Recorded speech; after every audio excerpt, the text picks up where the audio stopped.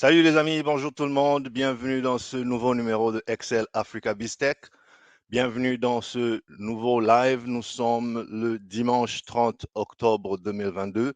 Je suis Dr JP Mouka et c'est un réel plaisir de vous retrouver dans ce qui sera notre 47e numéro de Excel Africa BizTech sous forme de parti pris congolais. Soyez bienvenus, installez-vous tranquille, faites comme d'hab, faites comme chez vous, prenez votre verre d'eau, prenez votre tasse de je ne sais quoi, votre tasse de café, votre tasse de thé et on va se parler ensemble pendant environ 1 heure et je vous dis, soyez les bienvenus, faites-moi un petit signe si vous êtes là, on va rapidement tester le son, on va rapidement voir ceux qui sont connectés, faites-moi un petit coucou, j'ai vu qui attendait déjà, donc notre live a débuté, merci à vous d'être là, merci à vous d'être là les amis, voilà. Pardon, j'ai un petit chat dans la gorge, donc je vais devoir dépendre énormément de mon verre d'eau. Heureusement qu'il est toujours là pour moi. Alors, dites-moi, est-ce que vous êtes là? Est-ce que vous êtes là dans le live, chers amis? Est-ce que vous êtes là? On va démarrer avec notre parti pris congolais d'aujourd'hui. Alors, je vais voir, j'en profite pour faire la ronde habituelle des plateformes. Je vous rappelle que ceci est un multi-live qui passe à la fois sur LinkedIn, YouTube et Facebook Live. Donc, rejoignez-moi sur la plateforme de votre choix. C'est un rendez-vous de choix tous les samedis, midi Montréal, 17h Kinshasa, 18h Johannesburg. Nous parlons tournée africaine. Donc, vous connaissez maintenant thématique plutôt panafricaine ou escale sur un ou plusieurs pays africains pour y commenter l'actualité BizTech, échanger nos perspectives différentes. Tous les dimanches, midi Montréal, 17h Kinshasa, 18h Johannesburg, nous parlons RDC, nous faisons une plongée dans ce qui se passe en RDC. C'est l'occasion pour moi de vous livrer mon parti pris, qui n'est que mon point de vue sur ce qui se passe dans mon pays, mon petit grain de sel, ma perspective. J'opine sur ce qui se passe, mais surtout, je vous invite à réfléchir avec moi, à débattre avec moi et ensemble à éclairer les politiques publiques, les décideurs, les entrepreneurs et tous ceux qui sont intéressés par les sujets qui ont trait au développement et à la souveraineté de l'Afrique et en particulier de la République démocratique du Congo. Alors, dites-moi si vous êtes là. Je fais encore un tour des réseaux, voyons qui est là sur Facebook. Est-ce que vous êtes là? Faites-moi un petit coucou. Salut les amis, salut, faites-moi un petit coucou si vous êtes là. Je regarde Facebook, je regarde LinkedIn. Merci, je vois que le nombre commence à monter sur LinkedIn. Merci, vous êtes là. Si vous êtes là, faites un petit coucou, faites un petit hello. Je vais vérifier les commentaires entre-temps. Merci à vous, merci à vous. On va démarrer dans une petite minute, le temps que certains se connectent. Salut Mouteur Bakulu, merci beaucoup, merci, merci, merci. Bienvenue, t'es chez toi ici, bienvenue, bienvenue. Alors, donc c'est bon. C'est bon, c'est bon. Salut John. Salut, salut. Merci beaucoup. Merci d'être là. On va parler RDC, on va parler Afrique, mais surtout avec une, un zoom particulier sur la RDC. Merci. Je vois que les commentaires de LinkedIn arrivent, les commentaires de Facebook arrivent. Super bien. Si vous êtes sur YouTube, faites pareil. Je regarde, mais en tout cas, c'est bon. Salut Junior. Salut, salut. Bon dimanche chez toi. Et bon retour chez toi surtout. Merci beaucoup, merci. Alors, voyons ce qu'il y a d'autres commentaires. Donc, il est 18h17 à Johannesburg. On va pas attendre plus longtemps. On va démarrer pour respecter et honorer ceux qui ont fait l'effort d'être là à temps. Je vous remercie infiniment de me témoigner de votre confiance comme ça tous les week-ends. Notre rendez-vous, il est pris. Notre messe, elle aura bien lieu. Salut Aurélien, salut. Ça fait plaisir de te voir, Frangin. Salut. Alors, les amis, déjà, avant de commencer, avant de plonger dans le vif du sujet, vous avez peut-être vu en commentaire que Nous allons parler Makutano aujourd'hui. J'imagine que beaucoup d'entre vous ont énormément à dire, donc je ne m'attends pas à ce que les commentaires soient calmes aujourd'hui. Je ne m'attends pas à ce que la semaine ne soit pas agitée par vos analyses, vos commentaires. C'était un sommet, une rencontre plutôt large en termes de thématiques. Donc, il y en a bien eu pour vous, pour votre goût, pour votre expertise. J'aurais besoin d'être édifié par votre expertise aussi et il en sera question tout à l'heure. Mais avant toute chose, les amis, j'aimerais juste, vous avez vu, j'ai sorti la cravate, donc vous me connaissez déjà assez bien maintenant. Je ne suis pas compliqué à deviner. Quand je sors ma cravate, c'est que les temps sont durs. Cette cravate, je la sors que lorsque l'heure est grave. Cette cravate, je la sors que lorsqu'il y a des événements personnels ou qui ont trait à la RDC et qui me tiennent particulièrement à cœur. Quand vous la voyez, posez-vous la question. En général, vous la voyez le jour de l'indépendance. Vous la voyez quand il y a un grand événement social ou professionnel. Eh ben, aujourd'hui, c'est un jour qui rentre dans cette série d'événements parce que on ne peut pas commencer et surtout que c'est un parti pris congolais. On ne peut pas aller plus loin sans prendre un instant pour reconnaître la gravité de la situation de nos compatriotes à l'est de la République démocratique du Congo en ce moment, surtout au regard de l'actualité plutôt préoccupante depuis, on va dire, depuis les quelques 24 dernières heures, là, depuis hier samedi, ça ne va pas très fort à l'est de la RDC, mais ça n'est pas que depuis hier, c'est déjà depuis quelques temps comme ça. Donc, on va dire presque pas surprenant ce qui se passe, mais tout de même, quand, quand quelque chose d'aussi grave se passe, quand nous avons, quand notre pays est en train de partir, pour ainsi dire, il faut s'arrêter un instant. On ne va pas parler bistec comme si de rien n'était. C'est des vies qui sont mises en danger. On en est à des milliers de déplacés, de sinistrés. Et je parie que parmi vous ici, il y en a qui ont même carrément qui sont touchés dans leur chair par ce qui se passe. Nous avons tous un ami, un parent, une tante, une grand-mère, certains que nous connaissons, d'autres que nous ne connaissons pas, qui vivent dans cette partie de la République. Donc, c'est vraiment ici le moment de ne pas faire comme si tout allait pour le mieux, comme si notre pays était un pays tranquille et de reconnaître que, voilà, nous sommes de cœur avec le pays. Moi, je ne peux pas ici dire autre chose que le fait de soutenir notre pays, notre président de la République, nos institutions, notre armée, en dépit de toutes les choses qui se sont passées et que nous avons dénoncées ici ou ailleurs en ce qui concerne des décisions prises, en ce qui concerne des engagements pris. Il ne sera pas question d'aller dans cette profondeur-là aujourd'hui. Vous en connaissez tous un rayon et de temps en temps, vous savez, moi, je n'ai pas peur de plonger dans des dossiers de souveraineté du pays. En ce moment, je ne peux pas faire semblant. La souveraineté de mon pays est menacée plus que jamais, si elle existe même.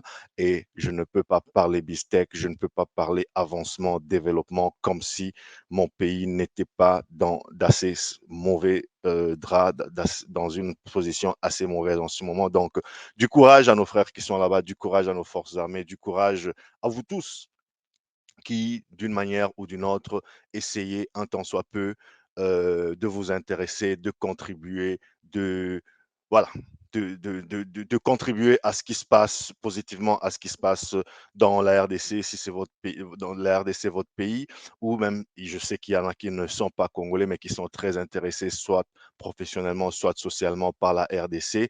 J'ai juste envie de dire cette formule un peu bateau qui parfois ne veut rien dire, mais qui parfois aussi veut tout dire. Les amis, les frères, on est ensemble. Donc, on se serre les coudes. C'est quand les choses vont mal que l'on reconnaît les bons amis. C'est quand les choses vont mal que l'on reconnaît ceux qui sont là. Parce que croyez-moi, vous avez tort de penser que ce pays-là sera couché indéfiniment. Croyez-moi, il y a des choses qui se passent, il y a des choses qui vont se passer encore mieux. Et vous et moi, on va faire bouger les lignes dans ce pays-là. Donc, merci à vous tous qui n'avez pas encore abandonné la RDC, où que vous soyez. Merci à vous tous qui continuez à croire, parfois contre toute évidence, parfois envers et contre tout. Vous continuez à croire en RDC. ceux qui ont investi, ceux qui y vont régulièrement, ceux qui y vivent, ceux qui en parlent, ceux qui... Voilà, on est nombreux à ne pas avoir mis un trait sur la RDC et malheur à vous si vous pensez que la RDC va disparaître. Ce pays est un don de Dieu pour nous. Tous ceux qui s'identifient comme les enfants de la RDC, ils ont absolument leur place là-bas et ce pays ne tombera pas. Ce pays ne partira pas entre les mains de je ne sais qui. C'est notre pays, c'est notre don de Dieu et c'est la terre de nos ancêtres. Merci infiniment. C'était ma parenthèse RDC. Je ne vais pas retirer ma cravate pour autant. Elle sera là comme rappel symbolique que l'heure est grave. Alors les amis, donc on est là dans notre parti pris de mon parti pris congolais de ce dimanche 30 octobre pour parler Makutano. Alors, vous avez probablement suivi, beaucoup d'entre vous, que les 24 et 27 octobre 2022 s'est tenu Makutano 8. Vous savez, c'est cette méga rencontre d'affaires qui se voulait quadripartite. Alors, j'ai dit quadripartite parce que elle a tenté de fédérer, en fait, tenté de créer une passerelle de collaboration entre le gouvernement central d'une part, les gouvernements locaux, les investisseurs étrangers et locaux, ainsi que les opérateurs économiques, donc le secteur privé. C'était un événement qui s'est tenu en 2 temps. On a suivi le lundi à Kinshasa, c'était le 24, l'ouverture et tout un tas de plénières et ainsi que des thématiques spécialisées dont nous allons parler pour certaines d'entre elles dans les minutes qui suivent. Et puis l'événement s'est prolongé le jeudi de cette semaine, c'était le 27, si je ne me trompe de date, pour clôturer et il s'est prolongé à Mbujimaï. Il a bénéficié de la présence de plusieurs autorités et non des moindres, la clôture du président de la République, son Excellence, Monsieur Félix Tshisekedi. Donc voilà, et les grands enjeux, les grandes lignes, les grands axes conducteurs de cette méga rencontre, c'était vraiment en toile de fond une crise alimentaire. Donc, on a beaucoup parlé d'autosuffisance alimentaire. Vous êtes en train de suivre. Je suivais encore ce matin les blocus des céréales d'Ukraine. Je suivais encore, vous avez tous suivi une version ou une autre de toute cette situation. Regardez tout ce qui se passe à travers le monde. Il va falloir, s'il n'était pas déjà urgent, se pencher sur la souveraineté alimentaire parce que, voilà, surtout lorsque on récite à longueur de journée la position stratégique de notre pays qui est au centre pratiquement de voilà, nos 80 millions d'hectares de terres arables, 40 millions de terres irrigables. Donc bref, les slogans, on les connaît maintenant et ça n'est pas que des slogans, c'est des réalités.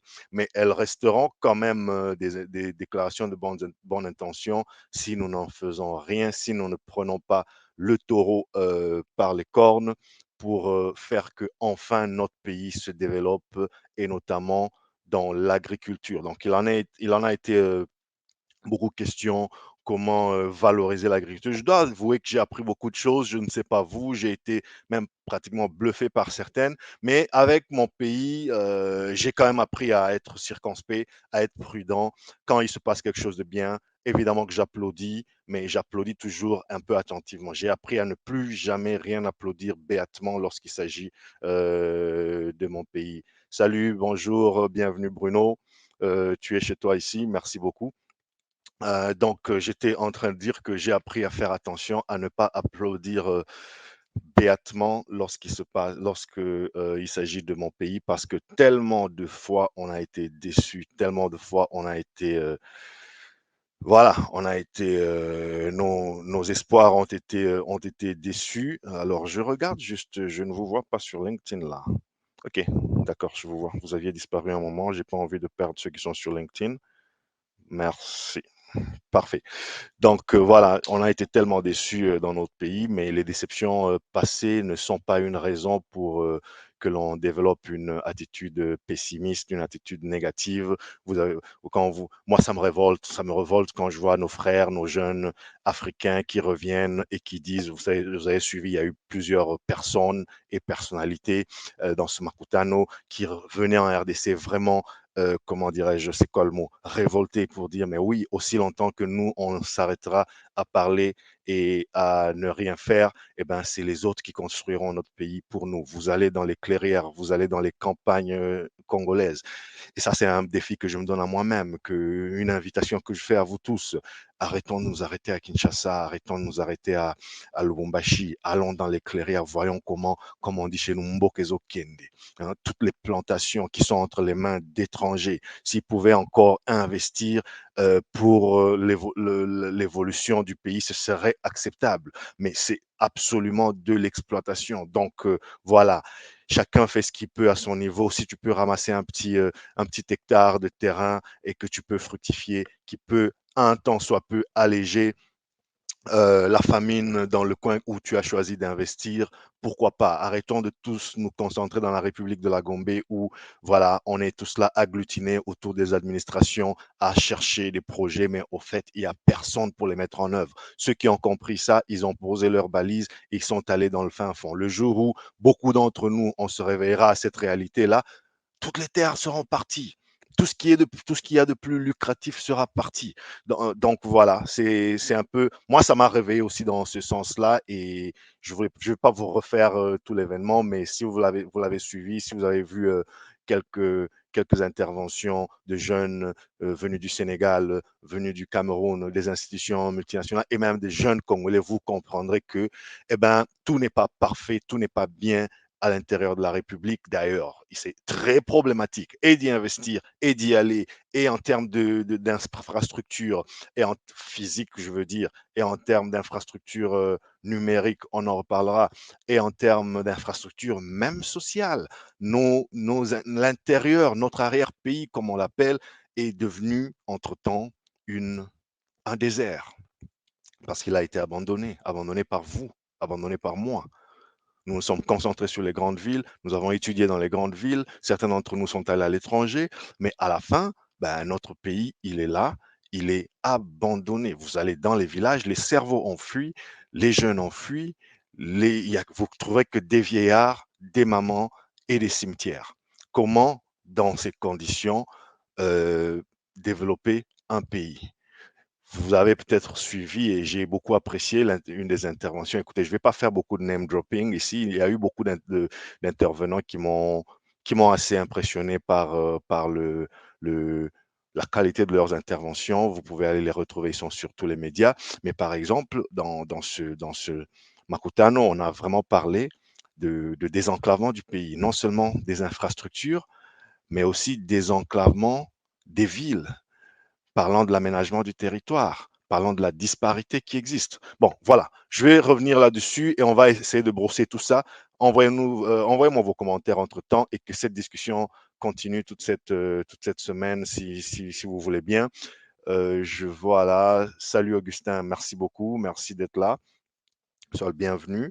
Je vois, il y a un autre commentaire ici. Si j'ai raté votre commentaire, je vous prie de m'en excuser. Je suis en train d'essayer de faire du multitasking. Alors moi, s'il y a un truc que je fais pas très bien, c'est faire du multitasking, travailler sur plusieurs écrans. En général, j'éteins tous les autres écrans, je garde un seul, même s'il faut parfois switcher d'écran.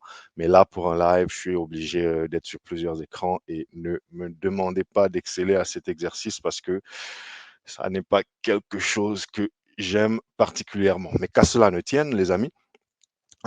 Donc, résumé, première journée, il y a eu plusieurs plénières et c'était vraiment 145 opportunités, 145 territoires, 145 raisons de parier sur la RDC. Vous avez suivi dans le titre Infiniment Territoire. Il s'agissait vraiment de, de, de, de mettre en valeur l'intérieur, les 145 territoires. C'est le développement qui devrait être impulsé par la base, par les territoires locaux, en énumérant d'innombrables raisons de parier sur la RDC. Ce pays non seulement riche, mais presque équitablement doté de richesses diverses. Il y a en effet, quand vous regardez, aucune région, aucun territoire de la RDC qui ne porte pas un énorme potentiel de développement. On a aussi parlé de tout ce qui est Green Deal. Vous savez, il y a la COP 27 qui arrive. Il y a eu la pré-COP 27 qui s'est tenue je ne veux pas dire de bêtises, je pense que c'était à Yangambi, un peu plus, il y a quelques semaines. Euh, et puis, euh, et puis voilà. Et l'idée ici, dans ce Makutano, c'était vraiment essayer de réfléchir entre, d'une part, le déni des politiques et d'autre part, l'attentisme du secteur privé. Est-ce qu'on serait en train de louper aussi la transition énergétique? En fait, l'Afrique, la RDC, on a loupé toutes les révolutions industrielles. On a loupé la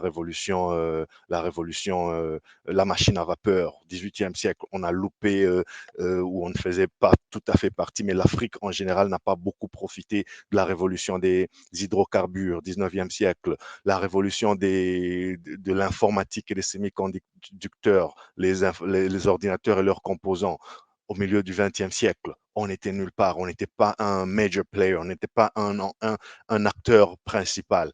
La transformation numérique, ce que moi je fais tous les jours, parce que là on tombe à pic dans mon domaine, c'est essayer d'exister. Mais on sait quel retard nous avons dans la transformation numérique, qui est la quatrième révolution industrielle. On parle aujourd'hui de la cinquième révolution industrielle, où on voit l'Internet des objets, où on essaie de se recentrer sur l'humain plutôt que sur les technologies, sur l'avantage de toutes ces technologies sur l'humain. Donc, bref, on n'a pas arrêté de manquer les grands rendez-vous avec l'histoire. Est-ce qu'on serait en train, par exemple, là, de manquer le rendez-vous de la transformation énergétique? Ça, ce serait une catastrophe de plus. Ce serait un crime de plus. Parce que la transformation énergétique, là, les amis, eh ben, tous ceux qui en parlent, la plupart de ceux qui en parlent, ils font du bruit, mais en nous regardant, nous, parce que ils n'ont pas de terres rares, ils n'ont pas de minerais stratégiques, ils font des promesses, ils font des investissements, sachant qu'ils vont venir s'approvisionner chez nous en priorité. Donc voilà, il y a eu le conseil de comment ça s'appelle, le conseil de la batterie. Bon, bref, essayer d'établir la RDC comme un centre où on va, vous savez, il y a ce centre à l'université de Lumbashi qui héberge déjà certains prototypes où on est en train de développer les batteries à lithium, batteries du futur. Bref, il y a des éveils comme ça, il y a des sursauts comme ça chez nous, mais il faut que cela devienne, comment dirais-je, pérenne et il faut que ça profite à nous. Voilà. Donc, sinon, ce sera un autre rendez-vous où on va produire les minéraux qu'il faut pour ces batteries électriques. Elles seront transformées ailleurs, elles iront ailleurs. Et puis, voilà, rappelons-nous que nous, on n'est peut-être pas en train de devenir un grand marché pour ces voitures électriques. J'en parlais dans mes numéros sur la 5G. Je vous invite à consulter les numéros de la semaine passée et d'il y a 2 semaines. En passant, abonnez-vous sur ma chaîne YouTube. Si vous êtes là, vous n'êtes pas encore abonné. Il y a du contenu sur LinkedIn, sur Facebook, sur YouTube. S'il vous plaît, faites-moi ce service, faites-moi cette faveur. Ne partez pas sans cliquer. Abonnez-vous, je m'abonne. J'ai besoin de rendre cette chaîne visible et vos abonnements, ils sont infiniment précieux pour moi. Ça vous coûte presque rien, les amis. C'est gratuit. C'est un clic, ça le restera. Donc voilà, et j'étais en train de dire que quand vous vous référez à tous mes épisodes précédents, vous retrouvez à foison tout ce dont je parle. Donc ce que je fais aujourd'hui, ma méthodologie de travail, plus ou moins aujourd'hui, c'est je vous fais un grand live. Pour ceux comme vous qui avez trouvé le temps de participer, il y a des centaines, peut-être des milliers de personnes qui n'ont pas pu être là pour une raison X ou Y. Je leur découpe ça en petits morceaux, je leur découpe ça en petites capsules qui peuvent digérer très vite, 5, 10, 12 minutes. Et voilà, par exemple, ce numéro, vous le retrouverez dans la semaine en plusieurs morceaux. Voilà, et vous pouvez réagir au morceau de votre choix, vous pouvez le partager, vous pouvez le découper encore si vous avez un morceau qui vous a parlé plus que d'autres, le partager, inviter d'autres à s'abonner. Alors, je parlais de mes autres numéros, ils sont là, consultez-les et on en parle tout le temps. Il ne faut pas que la RDC rate ce tournant de la transformation, transition énergétique, transformation numérique, parce que oui, à la fin, tout est lié. Alors, on a aussi restant sur ce grand thème de l'autosuffisance alimentaire, il a aussi été beaucoup question de comment développer des filières résilientes qui seraient moins dépendantes des exportations. On a des alternatives au blé, on a du manioc, on peut cultiver même le blé en question. Mais voilà, il y a plusieurs alternatives. Mutwe, thank you so much, bro. Thank you, appreciate it. Merci beaucoup de trouver ce live intéressant. Merci beaucoup. N'hésitez pas à nous dire ce que vous trouvez intéressant. N'hésitez pas à nous dire ce que vous aimez en particulier, à me faire des suggestions, à vous abonner. Et si vous avez une suggestion beaucoup plus longue d'ailleurs, ce que je vais faire, c'est comme j'ai l'habitude de le faire, il y a un numéro WhatsApp qui apparaît sur votre écran. Faites-moi un voice, pas de message écrit sur ce numéro WhatsApp, s'il vous plaît. Faites-moi un voice. euh, et un voice d'1 ou 2 minutes et faites-moi votre résumé. Je les écoute tous les voices, je pourrais même les compiler parce que bientôt j'ai d'autres idées. Je peux pas faire encore, je suis pas encore prêt pour faire un micro ouvert, une ligne ouverte, mais je pourrais jouer par exemple vos commentaires que vous m'avez envoyés dans la semaine autour d'un de ces lives, que ce soit un parti pris africain, si c'était une thématique plutôt panafricaine ou pardon, une tournée africaine si c'était une thématique panafricaine ou un parti pris congolais si c'était une thématique plutôt congolaise. Et profitez-en pour poser aussi des questions. Ça peut être des questions, ça peut être des suggestions. Eh ben, je me ferai le plaisir de m'y pencher. J'ai ouvert cet espace pour vous et moi pour qu'on y interagisse le plus souvent possible. Donc voilà, je reviens à mon sujet. Je vois qu'il y a un autre commentaire. Merci à vous tous qui réagissez. Hein. Merci, j'en vous suis infiniment reconnaissant. Je vois que Facebook est calme. Hein, les gens de Facebook, vous êtes où? Vous êtes où? Hier, vous étiez nombreux à réagir là. Hein, le parti pris congolais vous intéresse pas ou quoi? Ah, d'accord. Salut Betty, salut Bédic, salut Bédic. Merci beaucoup. Ben écoute, Bédic veut savoir exactement c'est quoi l'idée. Ben reste avec nous, tu comprendras c'est quoi l'idée. Merci pour la question. Euh, Bédic, ceci est un parti pris congolais. Voilà, je te renvoie sur ma chaîne d'ailleurs, abonne-toi carrément et puis tu vas voir, je parle de toutes ces rubriques. Aujourd'hui, nous commentons un sujet qui a retenu l'attention dans la BizTech, c'est-à-dire la transformation numérique et le commerce international en République démocratique du Congo. Tu es probablement au courant qu'il y a eu le sommet Makutano cette semaine à Kinshasa et à Mbujimaï. C'est exactement de cela qu'il s'agit aujourd'hui. Demain, il s'agira probablement d'autres choses. Donc, merci d'être là. Abonne-toi et continue de commenter, continue de nous envoyer tes commentaires. Alors, voilà. Donc, les amis, comme j'ai dit, je vais essayer d'être le plus bref possible avant de vous donner aussi un peu de mon parti pris, parce que c'est de cela qu'il s'agit. Mais il fallait que l'on plante le décor, et on plante le décor en avançant. Je ne suis pas dans l'introduction, on est déjà en train de discuter. Et d'ailleurs, si vous aviez des commentaires, d'autres commentaires, je les aurais déjà lus. Voilà, il y en a qui pensent que c'est intéressant. Merci beaucoup. S'il y a des questions, je les traiterai. C'est vraiment ça l'idée, les amis, c'est un dialogue, mais même après ce live, vous pouvez continuer à poser vos questions, vous pouvez m'interpeller, m'appeler, me faire un texto et utilisant tous ces moyens que je viens de vous communiquer. Alors, il y a une thématique qui m'avait particulièrement touché et intéressé. Il y a eu la thématique du financement. Les banques africaines sont-elles la clé continentale de l'agro-business? Alors, ça, c'est vraiment une thématique qui va nous amener dans la prochaine dimension. Parce que c'est pas comme si l'agriculture n'existe pas en RDC. C'est pas comme si l'agriculture n'a jamais existé. On ne réinvente rien. Il n'est pas question de réinventer la roue ici. Mais dites-vous, surtout vous de ma génération, les gens de mon âge, quand on pense à l'agriculture depuis qu'on était petit, vous pensez à quoi? C'est souvent quelque chose, une activité vivrière, une famille qui a un petit champ pour subvenir à ce besoin. C'est souvent une activité plutôt méprisée. Qu'on soit honnête, moi jusqu'à un certain âge, franchement, je n'avais jamais rêvé me lancer dans l'agriculture. Je n'avais jamais considéré ça. Je sais que mon père en particulier, quand bien même il a fait toute une carrière de bureaucrate dans les bureaux, il n'était pas un homme des champs, mais il s'est beaucoup lancé dedans. Et quand je l'aidais, c'était vraiment pour ne pas avoir des problèmes à la maison. Mais ce n'était pas parce que j'y croyais tant que ça. Parce que je fais partie quand même d'une génération où il était tout à fait répandu que l'agriculture, c'est un métier tout à fait méprisable. C'est pour les pauvres, c'est pour c'est pour les gueux, les va-nu-pieds, voyez-vous? Parce que par l'agriculture, on voyait un homme, un pauvre, avec sa petite houe, etc., ou une femme, etc. Et c'était pas quelque chose qui intéressait beaucoup des gens de ma génération. Mais aujourd'hui, quand vous vous informez, quand vous vous documentez dessus, d'abord l'agriculture, ça ne se limite pas au simple fait de cultiver.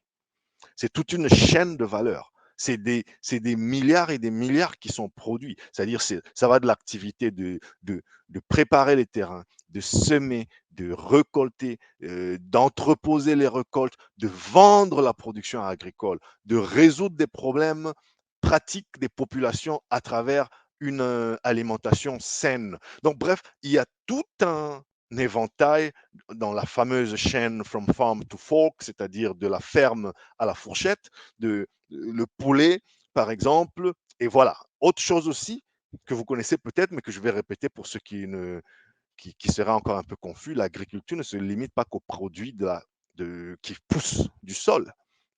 C'est la culture, c'est l'élevage, c'est la pisciculture, c'est toutes ces choses-là qui font partie d'un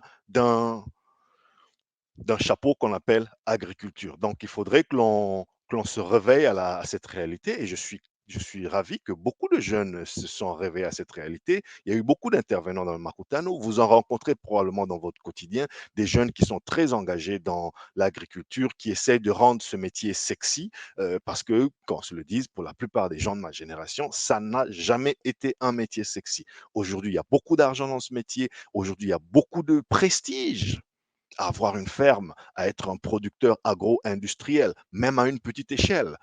Donc, c'est un peu à tout ça que l'on doit se réveiller, vous et moi, les amis, à, à l'agriculture. Et, mais, une fois qu'on a dit tout ça, il se pose des véritables soucis dans l'agriculture, c'est comment passer à une grande échelle.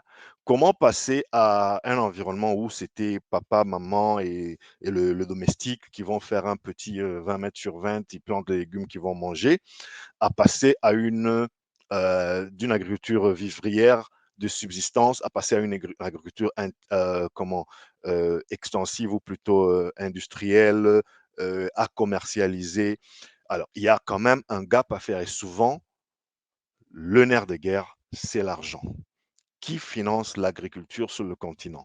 Il en a été question. Le rôle des banques, d'où on a aussi beaucoup insisté sur le financement inclusif, parce que si le financement des banques locales, toutes les grandes banques que vous connaissez, doit se limiter à financer les grands groupes multinationaux qui sont déjà millionnaires, multimilliardaires, qui va financer nos jeunes? Qui va intéresser nos jeunes qui n'ont encore rien aujourd'hui à aller investir dans l'agriculture plutôt que d'aller gonfler les rangs des chômeurs qui attendent un métier de bureau? Encore que l'agriculture peut aussi tout à fait être un métier de bureau. Mais vous voyez ce que je veux dire. Parce qu'on veut tous être avocats, on veut tous être informaticiens, on veut tous être dans un bureau climatisé. Personne ne veut avoir son petit bureau à côté d'un champ. Personne ne veut gérer la logistique agricole pour nourrir les populations dans les villages. Donc voilà, c'est un peu ça. Il faut que les banques accompagnent les acteurs économiques. Il en a beaucoup été question dans ce Makutano. Et voilà, moi, j'ai entendu beaucoup de bonnes choses. J'attends de voir aussi les œuvres parce que vous savez, moi j'ai eu quand même j'ai toujours des positions assez négatives sur les grandes banques congolaises, qui souvent ne le sont pas. Elles ne sont congolaises que de nom parce que voilà, elles sont détenues par voilà, partout sauf les Congolais, par exemple. Donc c'est souvent des banques qui sont là pour assister les activités qui marchent déjà très bien ou qui ont de très forts potentiels tels que les mines, etc. On a besoin des banques, on a besoin que les banques fassent aussi le travail que certaines coopératives ont essayé de faire avec de bouts de ficelle jusque-là en finançant les femmes, les jeunes. D'ailleurs, en parlant des femmes, des jeunes, il y a eu il y a eu aussi des thématiques spécialisées dans ce Makutano sur la parole à la jeunesse, la parole aux femmes, et il y a eu des femmes qui ont eu des discours assez édifiants sur le fait qu'il faut qu'elles soient mieux soutenues parce qu'il y a vraiment à faire dans l'agriculture. Il ne faut pas réinventer la roue, il faut absolument fructifier ce que nous avons déjà. Nous avons du potentiel, une population extrêmement jeune, et il faut tout simplement la mettre au travail. Mais pour ça, il faut financer, il faut rendre l'industrie sexy, il faut les former. L'académique doit aussi se mettre à la table parce que aussi longtemps que nous formerons nos jeunes sur toutes les thématiques qui n'ont aucune forme de pertinence dans notre réalité, ben, les jeunes, ils sont libres de choisir ce qu'ils veulent étudier. Moi, j'aurais pas aimé que quelqu'un choisisse, fasse mon choix de carrière, mon choix d'études à ma place, mais qu'est-ce qui est en train d'être fait au sommet, au niveau de ceux qui peuvent financer, au niveau de ceux qui ont une voix qui porte dans le pays, pour que quand on est jeune, on rêve d'être producteur agricole, on rêve d'être développeur agroalimentaire, on rêve de se spécialiser dans l'agribusiness. Il n'y en a pas tant que ça. On attend que la FAO vienne et qu'elle donne des petits dons par-ci par-là. Ça n'est pas ça à ça que doit se limiter la vision agricole d'un pays. Euh, la deuxième journée, Mbujimaï, c'était vraiment aussi encore, bon, c'était une opportunité. J'ai vu que les gouverneurs se sont exprimés, ce qui est quoi de plus normal parce que franchement, si on fait tout ça infiniment territoire et puis on s'arrête à Kinshasa à parler avec les autorités centrales, on ne voit pas les vrais acteurs qui devront être les chefs de projet, qui devront décider de l'impulsion à donner à tous ces projets dans les fameux territoires. Ben, je me demande ce qu'on serait en train de faire. Ce serait un peu une perte de temps. Il ne faut pas après s'étonner qu'il n'y ait pas d'appropriation. Donc voilà, il y en a eu beaucoup de discours et tout. Merci, bonjour Sagri Multiservice. Bonjour, je vais lire un commentaire avant de continuer. Moi, je suis dans l'agriculture, ça c'est Sagri Multiservice. Moi, je suis dans l'agriculture. J'ai monté une entreprise depuis 2008. J'ai appris sur le terrain et je forme des gens aujourd'hui. Je cherche des partenaires associés pour produire. J'ai des parcelles et un circuit de vente. Sagrimultiservice.com. Merci beaucoup de partager votre vécu, votre expérience. Dites-nous aussi comment ça se passe avec les sollicitations que vous faites pour l'instant. Est-ce que vous étiez impliqué dans ce sommet de Makutano parce qu'il a été énormément question de votre domaine, Sagri Multiservice. Est-ce que vous avez eu une oreille attentive à votre plaidoyer? Est-ce que vous sentez qu'au-delà des discours qui sont tenus dans le Makutano, à Kinshasa, dans les ministères centraux, est-ce que vous sentez que dans votre territoire, je ne sais même pas, dites-nous déjà d'où vous appelez, est-ce que vous êtes à Kinshasa ou vous êtes, enfin, d'où vous nous contactez, est-ce que vous êtes à Kinshasa ou vous êtes dans un des territoires, et territoire ne veut pas dire loin de Kinshasa, si vous êtes juste à côté, quelque part dans le Congo central ou dans le Kwilu ou dans le Kwamut ou je sais où, voilà, il y a déjà des territoires il y a des gens qui vivent presque dans les territoires, mais qui sont à Kinshasa. Donc, territoire ne doit pas toujours nous renvoyer à Drodro ou à Malembankulu. D'accord? Merci beaucoup pour cette contribution et continuez de nous partager vos expériences. Alors, donc, j'étais en train de dire que ce fut un beau clin d'œil, faire cette deuxième partie pour moi en province ou dans un des territoires, quels que soient les critères qui ont été pris pour le choix, parce que moi, j'ai pas envie de polémiquer là-dessus. Mais je crois que dans l'idée, ça donnait un peu plus de crédibilité à cette vision.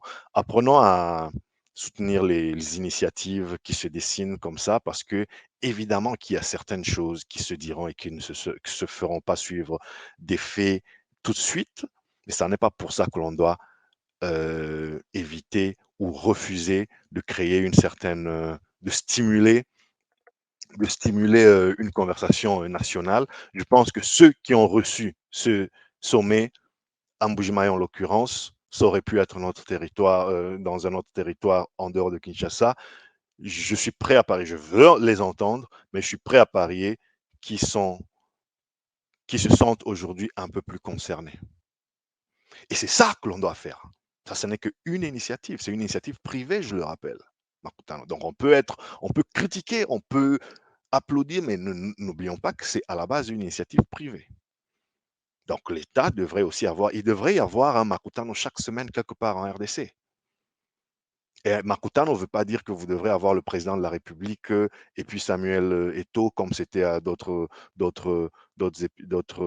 éditions, et puis le président Obasanjo. Et puis Makutano, ça peut aussi être, voilà, c'est une réunion. Vous pouvez créer votre Makutano. Nous pouvons créer notre Makutano ici, virtuellement, et pourquoi pas en présentiel aussi. Donc voilà, il devrait y avoir des événements comme ça qui, de semaine en semaine, des indaba comme ça, comme on les appelle sous d'autres cieux, comme en Afrique du Sud. Voilà, il n'y a pas qu'un seul indaba. Il y a des petits, il y a des grands, il y a des multinationales, il y a des locales, etc. Donc, créons parlons de notre pays en bien. Moi, cette semaine, j'ai été particulièrement, comment dirais-je, particulièrement euh, fier d'être congolais. Le, Quand j'ai vu la tension qu'il y avait pour ce pays, quand j'ai vu comment les gens sont venus de partout, y compris des autorités, des premiers ministres, des anciens premiers ministres, des présidents, pour parler d'une thématique structurante pour mon pays, je me dis, enfin, on commence à avoir des initiatives qui mettent mon pays sous un beau jour, qui mettent mon pays en lumière dans un angle autre que la guerre, autre que la famine. Oui, on n'a pas encore vu les résultats de Makutano 8, mais au moins ça s'est passé. Chacun en a tiré quelque chose et on va essayer d'en faire ce qu'on peut, chacun dans son domaine. Merci Bernadette, bonjour, sois la bienvenue. Euh, voilà, c'est à peu près ça. Et puis voilà, comme je disais, désenclavement. Désenclavement, c'est absolument euh, le thème. On ne peut pas parler des 145 territoires sans parler des enclavements. Il en a été beaucoup question à Marutano, des enclavements de l'espace kassaïen, des enclavements des autres territoires, des enclavements à travers les routes, des enclavements à travers les énergies. Moi, j'ajouterais même des enclavements des mentalités. J'en ai beaucoup parlé, vous m'avez suivi sur LinkedIn, vous m'avez suivi sur mes réseaux sociaux. J'ai fait des posts sur les semaines passées sur le désenclavement des mentalités. C'est une nécessité. Non seulement notre unité nationale est en lambeaux, et l'État-nation est en train de disparaître si on y prend garde, mais il faut qu'on désenclave urgemment pour notre quotidien, pour que l'Est communique avec l'Ouest, pour que le Nord communique avec le Sud. J'avais fait un post qui vous avait fait beaucoup réagir et j'en ai beaucoup, ça a stimulé une grande discussion avec beaucoup d'entre vous. Merci d'ailleurs pour vous tous qui avez beaucoup contribué. Quand j'ai fait mon post, j'ai dit, je rêve. J'ai vraiment ce rêve comme un enfant. Je rêve d'une RDC, de mon vivant si possible, où la commerçante je sais pas moi, de Bukavu pourra vendre son poisson à Kolwezi, ou le consultant de Kamina pourra aller pour une prestation à Gemena. En un week-end, par route, par voiture, par avion, peu importe, de préférence par route, ou par train, ou par bateau, utilisant notre boulevard naturel qu'est le fleuve Congo. Donc, j'ai fait un post comme ça. Vous aviez beaucoup réagi, vous aviez beaucoup soutenu cette idée-là. C'est pas un projet, c'est un rêve. Beaucoup d'entre vous le partagez, beaucoup d'entre vous, vous avez des rêves similaires. Mais il faut bien que ça commence par quelque part. Ça commence par le désenclavement physique, mais aussi désenclavement des mentalités. Moi, je suis toujours satisfait et un peu agacé même, interpellé lorsque je vois, par exemple dans la presse de Kinshasa, voilà, des gens qui ont une voix dans la presse, des journalistes et tout, qui reviennent, je sais pas moi, du Lualaba ou de Bukavu et qui en parlent parce que c'est leur travail. Ils doivent rendre compte de ce qu'ils sont allés faire et puis c'est leur travail de parler de ce qu'ils ont vu, d'écrire sur ce qu'ils ont vu. Mais parfois, quand je vois, je sais pas moi, un grand journaliste de Kinshasa qui vient de mettre les pieds pour la première fois à Likasi ou à Lubumbashi et il en parle comme s'il venait de découvrir la lune. Moi, je me dis: «Bravo, il n'est jamais trop tard pour, bien faire», mais il était temps les amis. En fait, on a comme l'impression que dans les grandes villes, quand quelqu'un de Kinshasa va à Kolwezi, quand il revient, bah, il vous parle comme s'il revenait de la lune. Mais moi, j'ai envie de dire, mon frère, ma soeur, mais Kolwezi, c'est dans ton pays. Tu as 50 ans et tu découvres Kolwezi aujourd'hui. Ça t'a jamais tenté de découvrir Kolwezi? Donc c'est bien, c'est pas pour me moquer, mais c'est juste pour dire, bah, parfois, il faut quand même désenclaver nos mentalités. Voyez-vous? Parce que si tu es émerveillé par Kolwezi aujourd'hui, c'est parce que tu as peut-être grandi en pensant que en dehors de Kinshasa, c'est des Kouya-Kouya, c'est des villageois, c'est voilà, et tu as baigné dans cette mentalité-là. C'est pour ça qu'aujourd'hui, tu vois Likasi ou Kolwezi ou Lubumbashi, et puis tu te dis, ouh là là là là, mais à Kinshasa, ici, on perd du temps.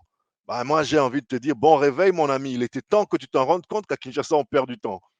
Parce que ça fait des années et des années que quand on regarde les gens qui viennent de l'intérieur, on les regarde comme du poisson avarié et on dit que c'est des Kouya-Kouya parce qu'ils ne parlent pas lingala ou parce qu'ils ne sont pas quinoa, vous savez, avec toutes les connotations que cela peut avoir. Mais attendez, attendez, écoutez les médias congolais. Aujourd'hui, vous voyez de plus en plus de gens qui appellent Kinshasa, qui disent, mais en fait, on fait quoi ici? Je sais, à Boma ou dans telle ville. Mais ici, les motos s'arrêtent au feu. Ici, les taxis, c'est 3 personnes à l'arrière, une personne devant. En fait, donc, bref, la vie normale, comme elle aurait toujours dû être. Mais en fait, Kinshasa, c'est sale et tout ça. Moi, j'ai dit, ok, je vais pas ici marteler, je vais pas ici marteler sur Kinshasa. Hein, c'est pas une fixette sur Kinshasa. C'est quelques exemples pour dire, parfois, lorsqu'on est né, on a grandi à Kinshasa, où on a passé une très grande partie de sa vie, on, on oublie, on pense que le Congo, c'est la Gombe. Et puis, quand on découvre Goma, on se dit, waouh, mais qu'est-ce qu'on fait à Kinshasa? Mais c'est ton pays, frère. C'est ton pays, sœur. Vas-y de temps en temps en vacances. Le pouvoir d'achat est une autre histoire chez nous. Hein, donc, je ne vais pas parler comme si je ne savais pas qu'il y a beaucoup de gens qui ne peuvent pas se taper des vacances. Mais il y a des professionnels qui ont des moyens et qui, eux, quand ils ont l'occasion de voyager, c'est l'Europe, c'est l'Afrique du Sud, c'est ailleurs. Jamais pour un week-end, pour un 10 jours, il dira, je vais un peu voir ce qui se passe à Kisangani parce que c'est aussi mon pays. Et puis après, quand on aura un reportage qui parle en bien de Kisangani, on aura des intellectuels qui vont s'émerveiller à la télévision pour dire, ouh là là, je ne pensais pas qu'il y avait de la vie à Kisangani. Bah, moi, j'ai envie de dire un peu d'humilité quand même, les amis. Voilà, c'est ce que j'avais à dire sur ce sujet-là. Mais, les amis, ça n'est pas aujourd'hui que j'ai commencé, moi, ici, avec vous, à parler des 145 territoires. Nous, on n'a pas attendu Makutano pour en parler. Je suis très ravi de voir que des grands esprits comme ceux qui ont contribué à la réussite de ce Makutano aient pensé à cette thématique. Mais ici, je vous renvoie au numéro 37 qui a été fait il y a 2, 3 mois sur ma chaîne. Les épisodes sont tous numérotés. Le numéro 37, je l'avais intitulé, c'était un titre quelque peu provocateur, 145 territoires, sera-t-il un 100 jours bis? Évidemment que c'est un peu provocateur, c'est un peu accrocheur, c'est une formule, parce qu'on connaît tous les 100 jours et le goût d'inachevé, le goût, disons-le, amer qu'il a laissé dans les bouches de beaucoup d'entre nous. Mais 145 territoires, ça a aussi commencé et puis il y avait quand même des questions sur le financement, sur comment le projet était ficelé, etc., etc. Mais nous, on en parle ici depuis un certain temps. Et je sais que sur d'autres plateformes, vous aussi, vous en parlez. Donc, je veux juste vous rappeler que on n'est pas autant à côté de la plaque que ça. Ces thématiques qui aujourd'hui sont mises en valeur, c'est tant mieux, mais ça fait partie de notre réflexion. Notre voix ne porte peut-être pas aussi loin que certains sommets comme le Makutan, pas encore, hein, parce que attendez, ne nous enterrez pas trop vite. Avec vous qui m'écoutez, je sais qu'on va bouger les lignes. Mais qu'à cela ne tienne, je suis ravi chaque fois que je vois une thématique qui porte sur la RDC être saisie et être portée très loin et remarquez que déjà, nous ici, nous en parlions à notre petit niveau, nous y réfléchissions. C'est absolument encourageant. Nous sommes sur la bonne voie dans ce travail. Nous avions parlé du PDL 145T. Je l'avais décrypté ici pour vous et avec vous. Allez, je vous renvoie au numéro 37 sur ses objectifs, sur ses financements, comment il est structuré, comment il est ficelé. Faites-moi un petit like sur cette vidéo-là si vous l'aimez. Commentez surtout. Voilà. Thank you so much, Dad. Thank you so much, Dad, for watching from Kinshasa. Merci beaucoup. Ça me va droit au cœur. Merci beaucoup. Merci, Pasteur Théo qui nous regarde de Kinshasa, ça me va absolument droit au cœur. Aidez-moi à faire grandir ce petit espace. Aidez-moi à porter cette voix, cette modeste voix de la BizTech à travers vos autres réseaux. Je sais que beaucoup d'entre vous ici avaient beaucoup de cercles d'influence auxquels je n'ai peut-être pas accès ou auxquels je n'ai pas pensé. Les jeunesses de vos milieux, les jeunesses de vos églises, de vos lieux de travail, les étudiants qui vous consultent, que vous encadrez, qu'ils soient informaticiens ou pas, cet espace, on est en train de l'agrandir. Ça ne sera, c'est pas un centre de formation sur l'informatique, c'est un espace où on parle Congo, on parle BizTech. BizTech, c'est volontairement large, c'est le business, c'est la transformation numérique. Citez-moi un seul domaine qui serait épargné par le numérique. Il n'y en a pas, que vous soyez dans les mines, dans l'électricité, que vous soyez ingénieur, que vous soyez dans l'agriculture, et pour cause. On en parle aujourd'hui. Donc, merci à vous tous qui suivez. Je vais en profiter pour voir s'il y a d'autres commentaires. Alors, ouais, je vois LinkedIn, est-ce qu'il y a des commentaires? En tout cas, merci à vous tous. Donc, je reviens juste pour dire, on en parlait pour aussi dénoncer les disparités entre ce que nous voyons dans les grandes villes, entre la modernité qui tente à s'installer, parfois de manière un peu cavalière, mais qui tente à s'installer, de s'installer dans les grandes villes, et la complète, le complet oubli dans lequel sont nos territoires. Voilà, on en parle tous les jours. Donc, nous, on en a déjà parlé ici. Continuons à affiner ces idées ensemble. Et donc, aujourd'hui, je vais commencer à chuter, chers amis, pour dire, j'ai beaucoup apprécié tout ce qui s'est passé dans la semaine. Et pendant que je donne mon parti pris, laissez-moi juste vous dire que je me suis quand même interrogé au fil de ce Makutano sur le rôle du numérique dans cette transformation programmée de l'économie congolaise. Alors, pourquoi je me suis interrogé? C'est parce que j'ai écouté, évidemment qu'un événement, il doit avoir des thématiques.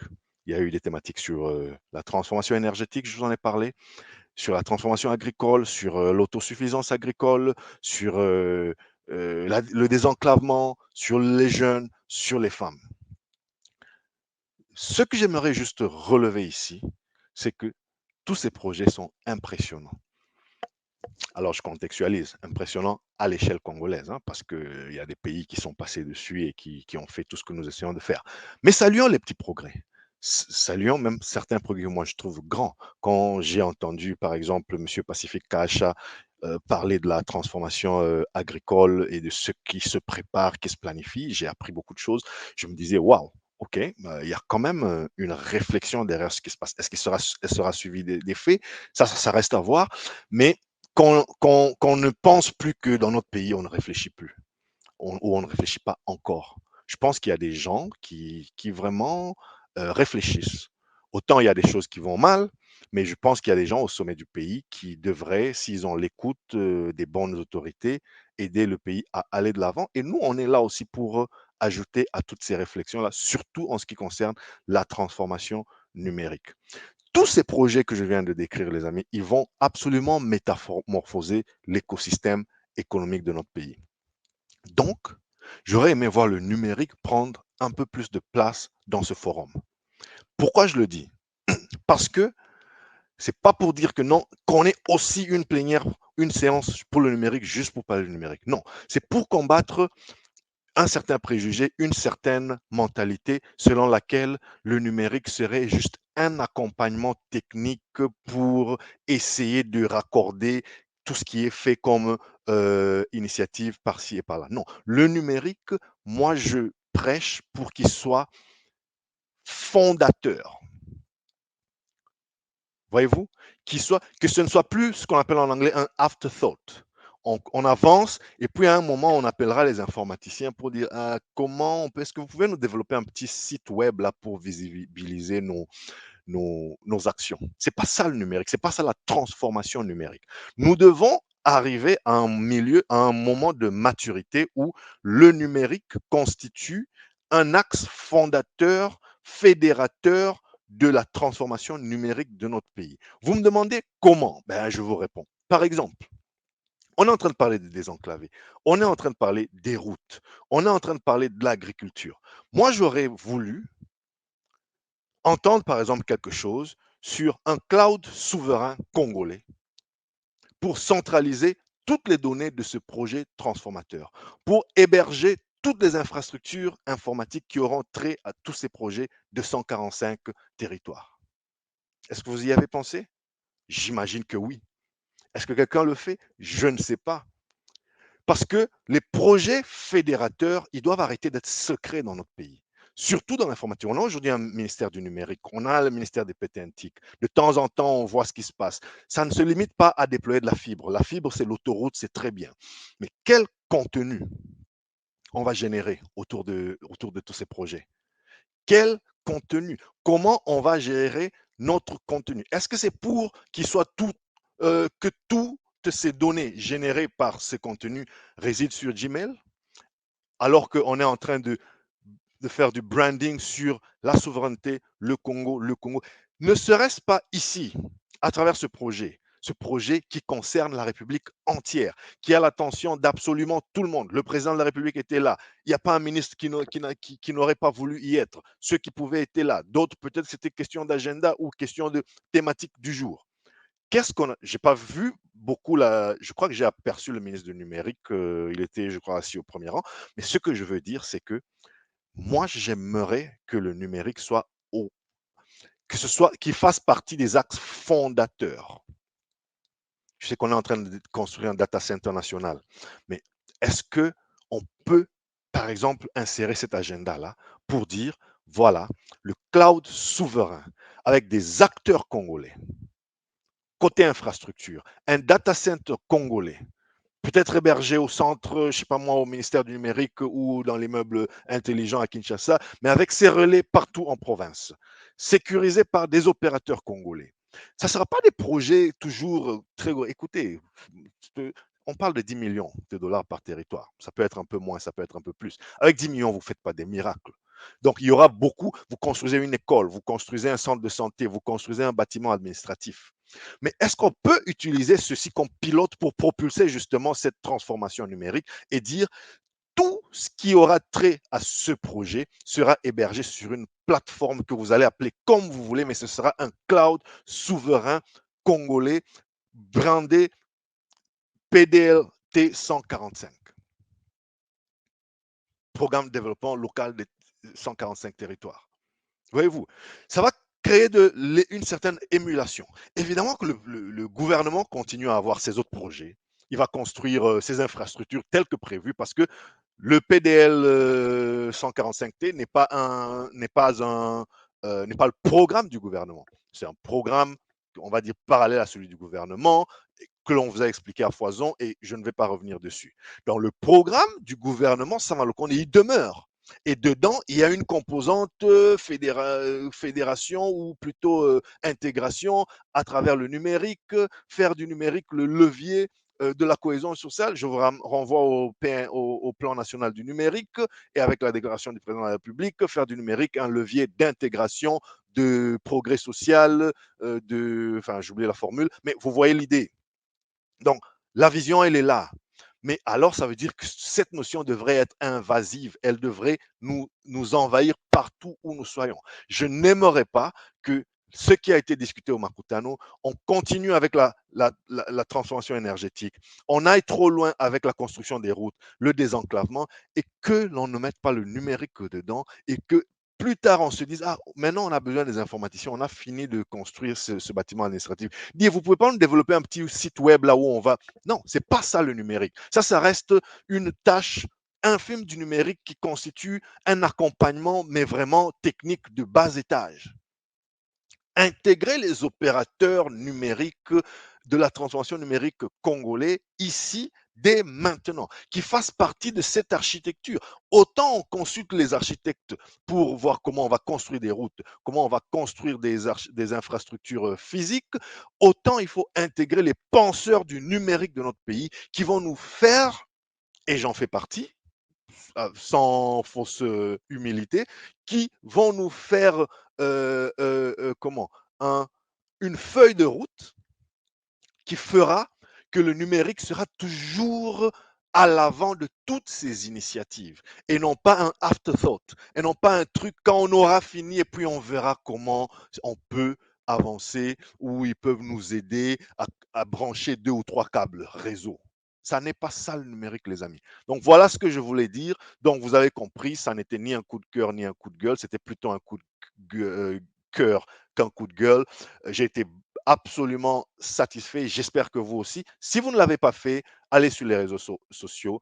Vous allez trouver énormément de documentation sur ce qui s'est passé dans le Makutano. Je vous promets, il y en a pour chacun d'entre vous dans vos domaines spécifiques. Surtout si vous êtes dans l'agriculture, dans l'agro-business et dans toutes ces notions que nous avons citées, mais aussi si vous êtes dans le numérique, même si j'ai un peu regretté de ne pas avoir entendu beaucoup de discussion sur comment faire que le numérique soit à l'avant et non à l'arrière, la petite charrette qui va suivre tout ça. Parce que on doit arriver à être un élément fondateur des grands projets de transformation de notre pays. Peut-être qu'il y a des projets qui se trament et qui n'ont pas été bien communiqués, mais j'aimerais aussi dire que ça, c'est aussi une anomalie. Quand un État a une vision et qu'il la met sur papier, qu'il l'élucide, qu'il la clarifie à sa population, elle ne doit pas être secrète. Peut-être que les acteurs privés, eux, peuvent tenir leurs engagements secrets. Je ne suis pas en train de dire là qu'il faille mettre sur la place publique toutes les solutions architecture. Si Huawei a proposé ceci, puis Vodacom a proposé cela, puis RTL a proposé cela, puis Orange a un projet de ceci, puis IBM, puis Oracle. Ça, c'est des, on va dire, c'est des décisions tactiques, que l'on parte sur telle base de données ou sur telle infrastructure ou sur un cloud plutôt Huawei ou sur un cloud plutôt Amazon. Ça, c'est des décisions tactiques. Quelle est la vision? Nous parlons de unir le gouvernement, l'État et les acteurs privés. La vision, elle est laquelle? Ministère du numérique. Quel est le rôle du ministère du... Aujourd'hui, tout le monde nous a déroulé son discours sur comment ils vont accompagner les 145 territoires. J'ai envie d'entendre le ministère du numérique de mon pays.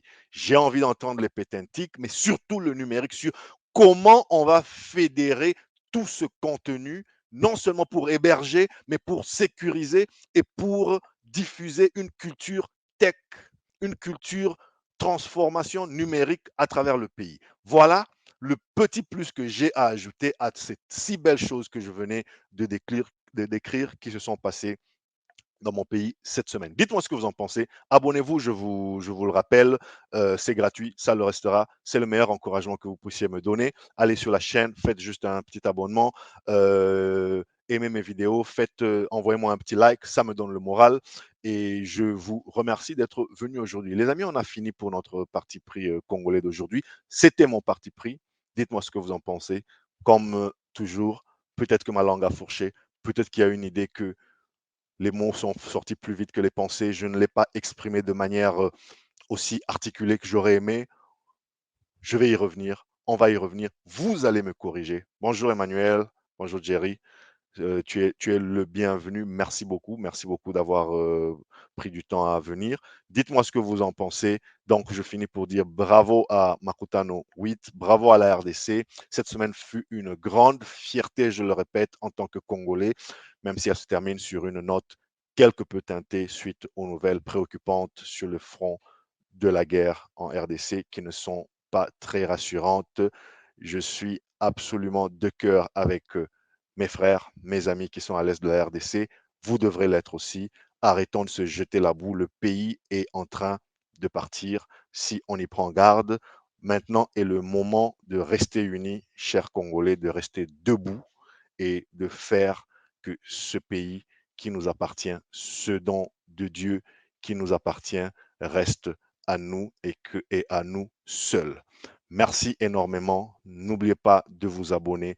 N'oubliez pas de m'encourager autant que vous pouvez.